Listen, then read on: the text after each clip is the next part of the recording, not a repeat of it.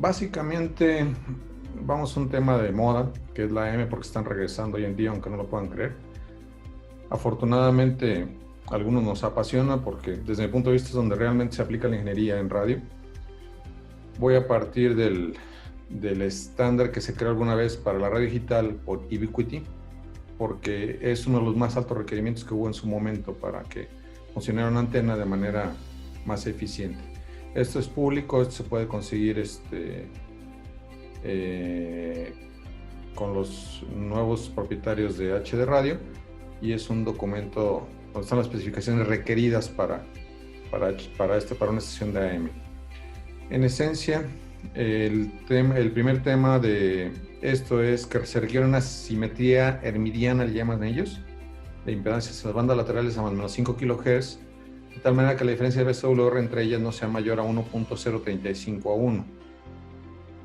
Segundo requerimiento es que el VSWR visto por el amplificador final, muy importante, por el amplificador final a más o menos 10 kHz, no debe exceder 1.2 a 1.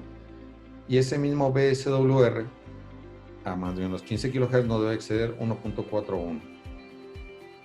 Visto en una carta de Smith, obviamente con un ángulo cualquiera, se puede ver aquí los círculos de VSWR. Este es el de 1.2 a 1 y está mostrando los 10 kHz más menos 10 kHz, y este es el de 1.4 a 1 que muestra los más menos 15 kHz. Voy a ir un poquito rápido porque obviamente tenemos poco tiempo, ya nada más tengo 32 minutos. Este es un caso muy particular que nos tocó trabajar con el ingeniero Espinosa. Estuvimos en este diseño. Más adelante voy a dar detalles, pero lo puse de manera gráfica para mostrar únicamente una impedancia muy crítica. En este caso, la 1450, que era una de las frecuencias en estudio, tenía 200 de resistencia pura y 469.8 de reactancia positiva. Con estos valores, obviamente, el voltaje en la base de la torre iba a ser elevadísimo. Cualquier trampa que se colocara iba a manejar unas corrientes circulantes elevadísimas y, por supuesto, el beso lo va a recibir al caño. Iba a decir una mala palabra, perdón. Visto lo mismo de manera relativa, pues obviamente se pueden ver los valores disparados, ¿no? Otro de los requerimientos de Ubiquiti es que ya al aire no debe de haber una diferencia menor de 2 decibeles entre lo que debería haber en las bandas laterales. Esto es bien importante y me tocó vivirlo personalmente en una instalación que hice de HD Radio, AM, en la que instalamos una radio y el analizador de espectros no nos llegaba. Empezamos a trabajar, hicimos lo que se tenía que hacer y no pude hacer el ajuste correcto de las bandas laterales en el generador Evoc, de manera que las bandas laterales quedaron 2 decibeles abajo. Hicimos las mediciones de campo y la cobertura de la HD radio era la mitad exactamente que la cobertura de la AM analógica. Yo dije, bueno, a lo mejor así funciona. Salimos a medir con un receptor y estuvimos haciendo diferentes tipos de comparaciones. Cuando llegó al analizador de espectros vimos que la diferencia justo eran 2 decibeles entre lo que debía tener y lo que tenía, hacia abajo obviamente. Cuando lo corregimos prácticamente se igualaron las coberturas. Entonces, si ustedes tienen menos 2 decibeles en las bandas laterales, que es la portadora digital propiamente dicho, entonces su señal se va a atenuar hasta la mitad para efectos de cobertura. La otra es cuestión de fase, que es un poquito más complicado, pero bueno, también se debe tomar en cuenta. ¿Qué es lo que pasa cuando tenemos esas condiciones? Pues se reduce el ruido en la señal digital, mejora la pureza espectral y mejora el ruido de fondo en las sesiones, que es precisamente de lo que estamos hablando. La pureza espectral es que cuando hay reflejada en las bandas laterales hacia el transmisor, se empiezan a generar más espurias que salen de la máscara permitida de HD radio. Que, bueno, en este momento como casi nadie transmite en HD radio en AM, y en México creo que ese estándar tardará un poquito en llegar porque la separación autorizada es de 30 kHz y no 40 como lo exige el fabricante del sistema. Será un poquito complicado. De lo que comentaba de que la optimización del ancho de banda debe ser en el amplificador final del transmisor. Cuando ustedes tienen una antena, tienen una caja de acoplamiento que es esta, y aquí falta agregar algo que físicamente no está como una caja porque no es una caja, y es el cable.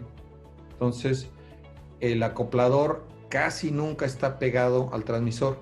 Entonces hay una longitud física de cable que genera un desfasamiento, un corrimiento en fase.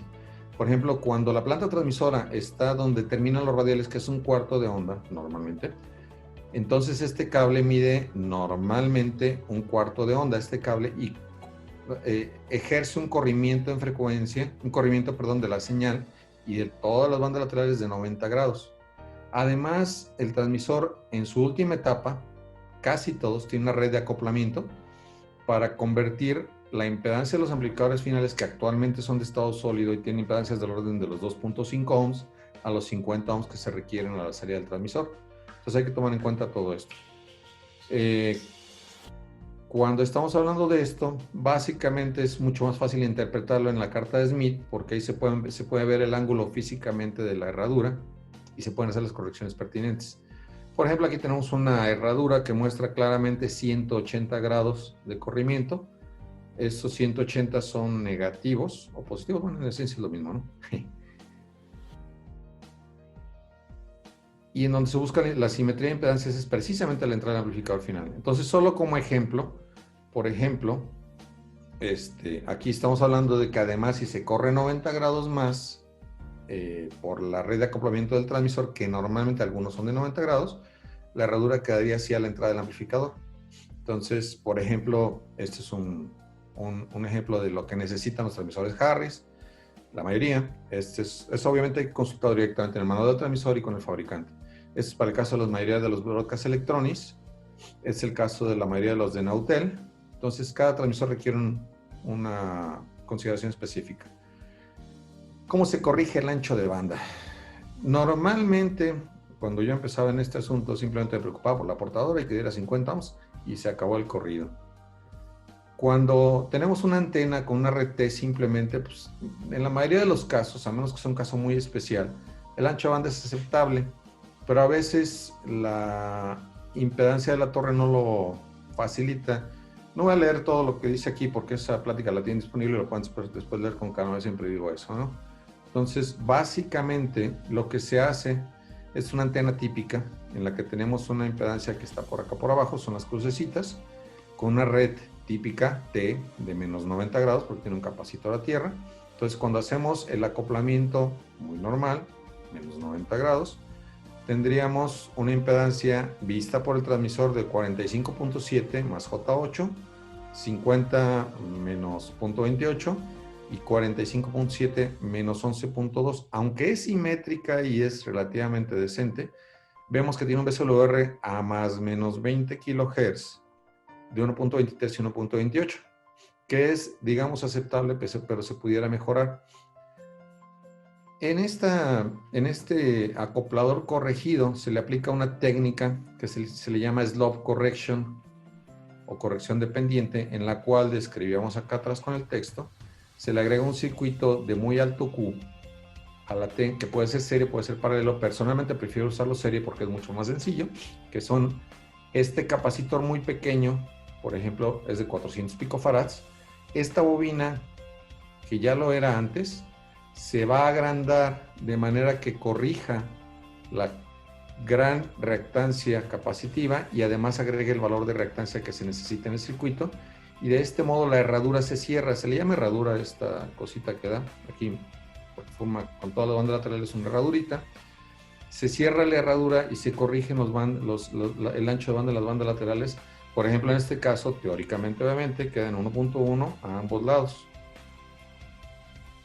Se puede ver aquí claramente, pero eso es a más o menos 20 kHz. ¿Ok?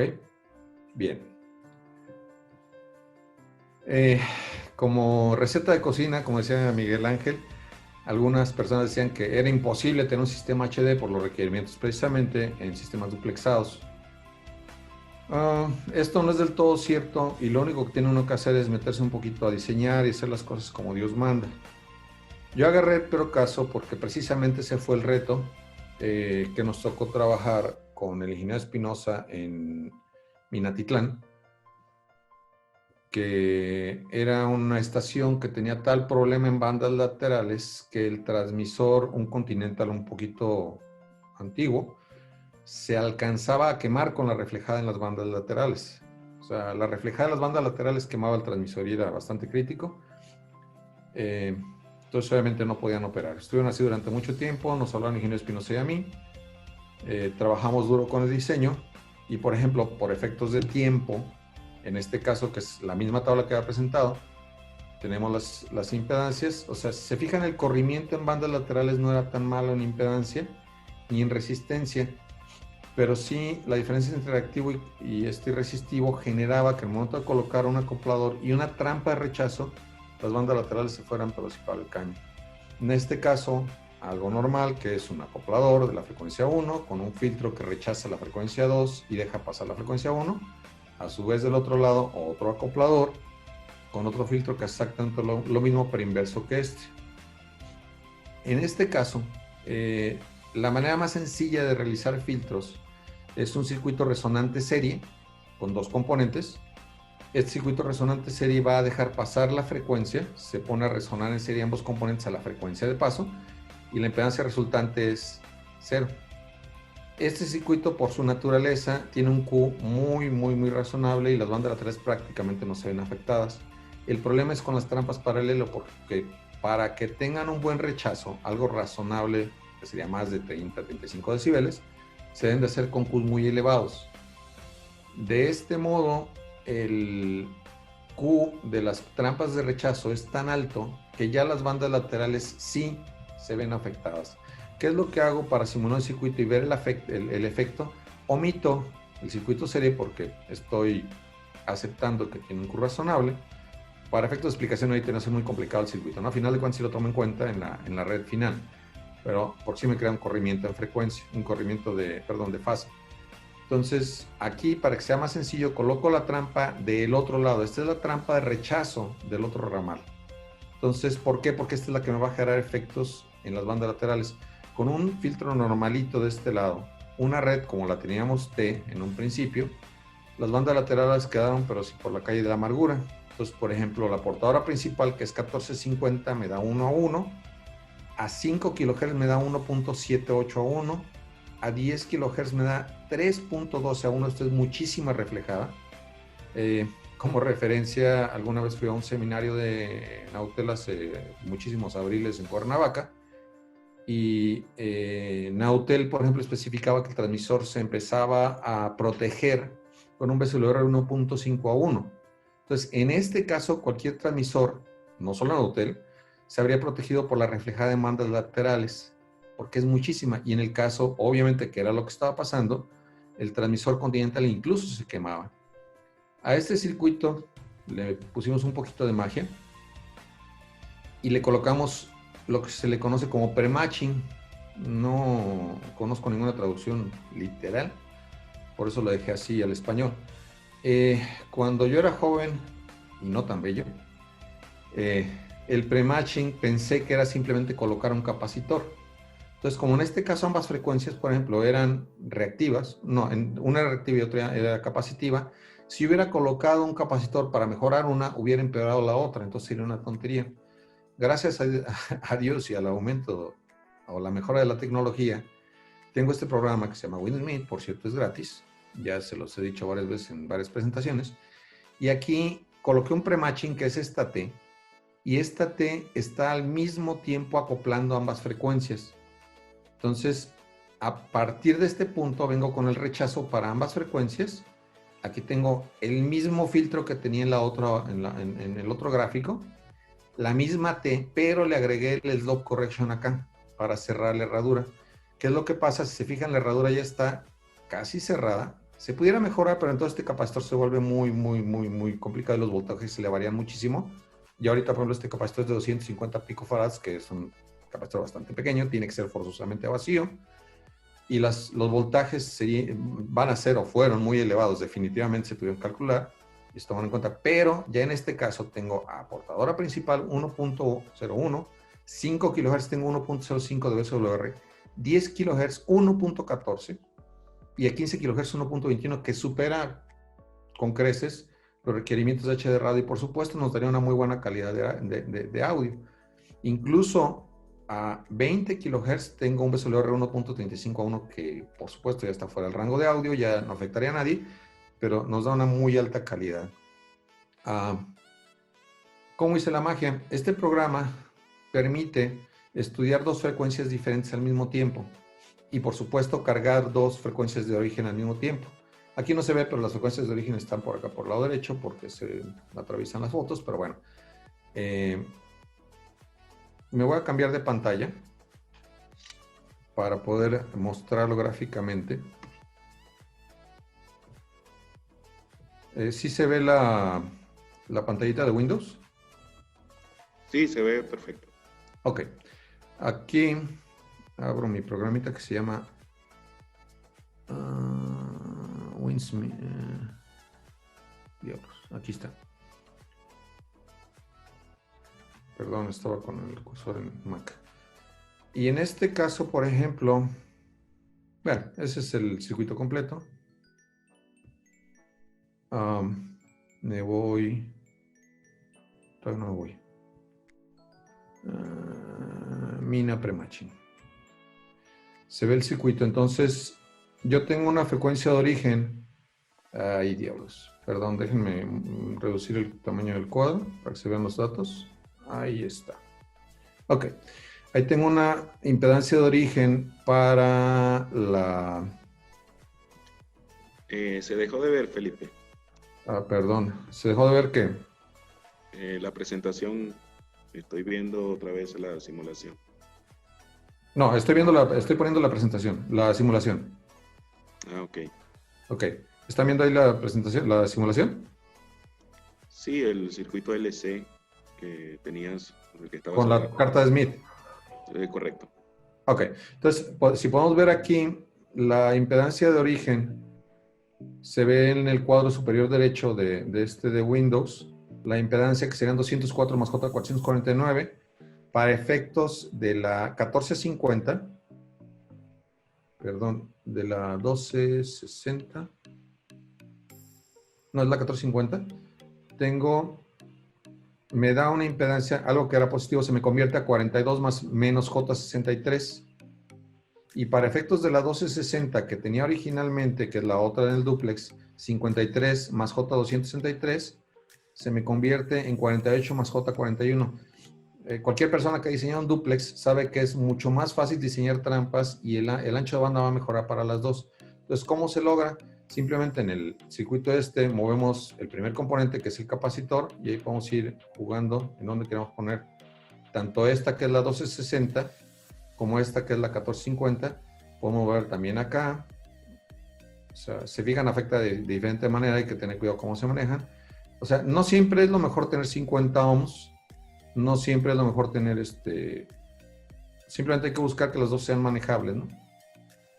Entonces, aquí podemos ver este otro componente, que es el componente de entrada, nomás que se deje. Es este otro. Y ahí podemos ajustar ambas frecuencias, tanto la 260 como la 1450, para que nos den una impedancia razonable y que sea fácil de manejar en un filtro. Voy a volver a mi presentación. Entonces, el resultado que tenemos, la pongo nomás en modo presentación, perdón. ¿Ahí se ve bien? Sí, perfecto. Ok.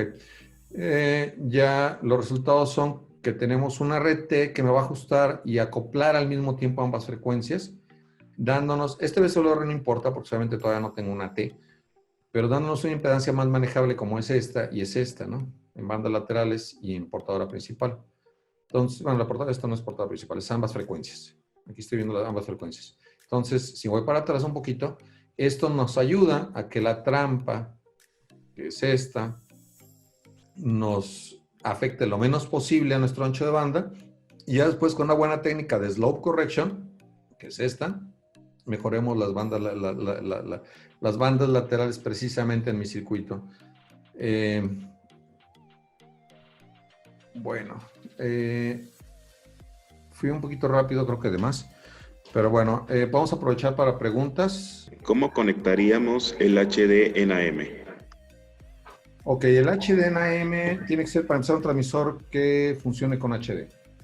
Y lo que se hace, básicamente, se coloca un excitador completamente externo que sustituye al oscilador y al modulador del transmisor. Esto entrega la frecuencia y la modulación en AM de manera que existe modulación y en cuadratura de fase y en amplitud al mismo tiempo para poder lograr las portadoras digitales. Si la antena, en el caso de AM, sería la misma o hay que modificarla, si hay que cambiar el acoplador y si sería un transmisor normal o implica cambiar por uno nuevo. O sea, en el caso de HD radio tiene que ser un transmisor especial.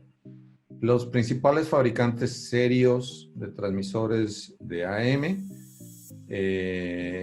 se han dado la labor de pagar los derechos y hacer los estudios para ser autorizados y asegurarse que sus transmisores trabajan para HD radio. Entonces estamos hablando de que Harris, Nautel y BE tienen los equipos adecuados para trabajar con HD radio. A estos equipos se les tiene que comprar el generador Ivo, y esa es la parte del transmisor. El caso de la antena, cualquier antena, si se trata adecuadamente, bueno, casi cualquier antena, hay excepciones, casi cualquier antena, si se trata adecuadamente, como lo vimos en este caso, funcionará correctamente con HD radio. El secreto verdaderamente está en las cajas de acoplamiento y en las trampas de rechazo, por supuesto.